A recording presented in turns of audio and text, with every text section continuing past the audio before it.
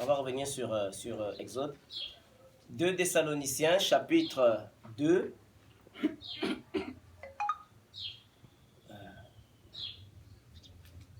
Bon, on va prendre le verset 1. Et le verset jusqu'au verset 7. On va. Alors, dans 2 Thessaloniciens, on nous dit ceci pour répondre à votre question. 2 Thessaloniciens, chapitre 2. Pour ce qui concerne l'enlèvement de notre Seigneur Jésus-Christ et notre réunion avec lui, nous vous prions, frères, de ne pas vous laisser facilement ébranler dans votre bon sens. Pas dans votre foi, mais dans votre bon sens. D'accord? Et de ne pas vous laisser troubler, soit par quelques inspirations, soit par quelques paroles, ou par quelques lettres qu'on dit venir de nous, comme si le jour du Seigneur était déjà là. Or, le jour du Seigneur n'est pas encore là. Que personne ne vous séduise d'aucune manière, car il faut que l'apostasie soit arrivée auparavant. Et qu'on ait vu paraître l'homme du péché, le fils de la perdition. L'adversaire qui s'élève au-dessus de tout ce qu'on appelle Dieu, ou de ce qu'on adore jusqu'à s'asseoir dans le temple de Dieu, se proclamant lui-même Dieu. Est-ce que cela est déjà arrivé? Est-ce que avons-nous vu le fils de la perdition s'asseoir dans le temple et proclamer qu'il est Dieu? Est-ce que avons-nous vu le temple être déjà reconstruit? D'accord. Verset 5. Ne vous souvenez-vous pas que je vous disais ces choses lorsque j'étais encore avec vous? Et maintenant, vous savez ce qui le retient, afin qu'il ne paraisse pas en son temps. Qu'en son temps?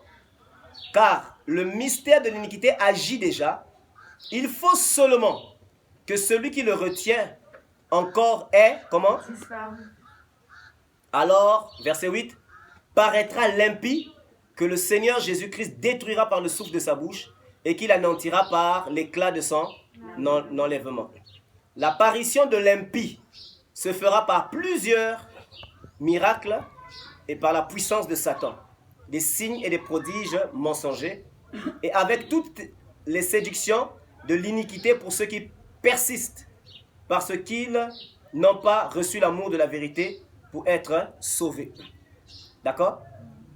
Alors, nous voyons Paul donc qui rassure les frères de Thessalonique qui étaient un peu troublés à leur temps, comme nous aujourd'hui. Parce que ça court dans tous les sens.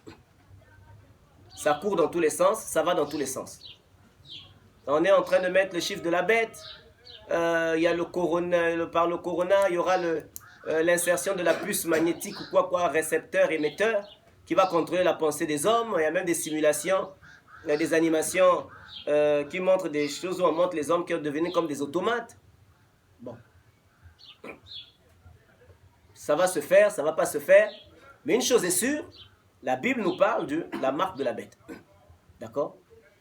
J'ai écouté un prédicateur qui a dit, j'étais un prédicateur je pense, ou un analyste je préfère dire, et je suis d'accord avec lui, qui disait la meilleure manière d'assujettir les nations, les peuples des nations, à leur ordre et à leurs ambitions, c'est de passer par la voie de la santé, de la sécurité sanitaire et de la sécurité publique. Amen. Nous avons vu comment tous se sont unis lorsqu'il s'agissait du terrorisme.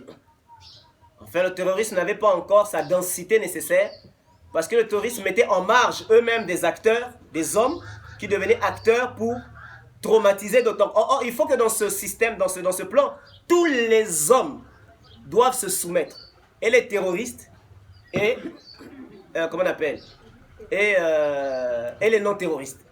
Vous comprenez ce que je veux dire? Tu comprends un peu, Matondo? Parce que dans le contexte d'aujourd'hui de ce corona, nous voyons qui? Est-ce que nous avons entendu encore les terroristes ont le temps d'aller mettre des ceintures, se faire exploser et tout ça? Ils n'ont plus le temps. Donc eux comme nous, on est tous séquestrés, on est tous confinés, d'accord? Parce qu'il faut que tout le monde s'aligne.